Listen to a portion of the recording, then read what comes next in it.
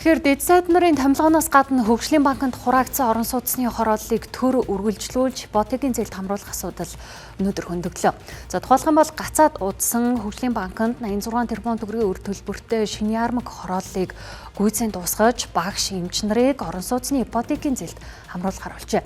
За харин зайсанд байрлалтай гантиг вилла хорооллыг гүйцэн барьж ипотекийн журмаар худалдахаар болсон гэж Төрийн өмчийн бодлого зохицуулалтын газрын дарга Цэнгэл мэдгдлээ.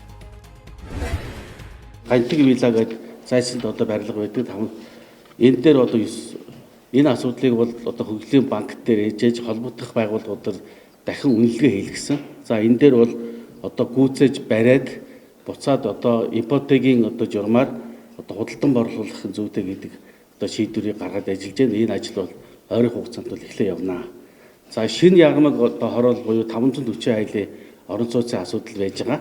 За энэ бол бас ашиглалд орохгүй бас олон жил устдыг та бүхэн мэднэ.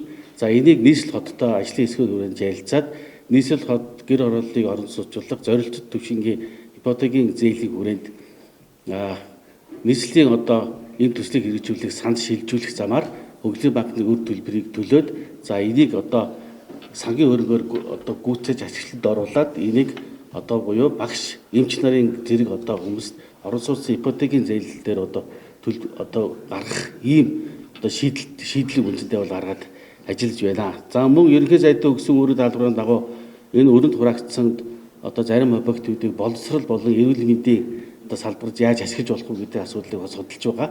За энэ дээр бол 2 объект дээр бол ийм боломж байна гэж үзэж байна. Энийг өнөөдөр бол засгийн газрын хуралд танилцуулсан. За ингээд бага хэмжээний хөрөнгөний шийдвэрлээд энийг ашиглалтанд оруулаад цэцэрлэг сургуулийн зорилтоор бол ашиглахаар үе шаттай арга хэмжээндүүдийг аваад ажиллаж байна.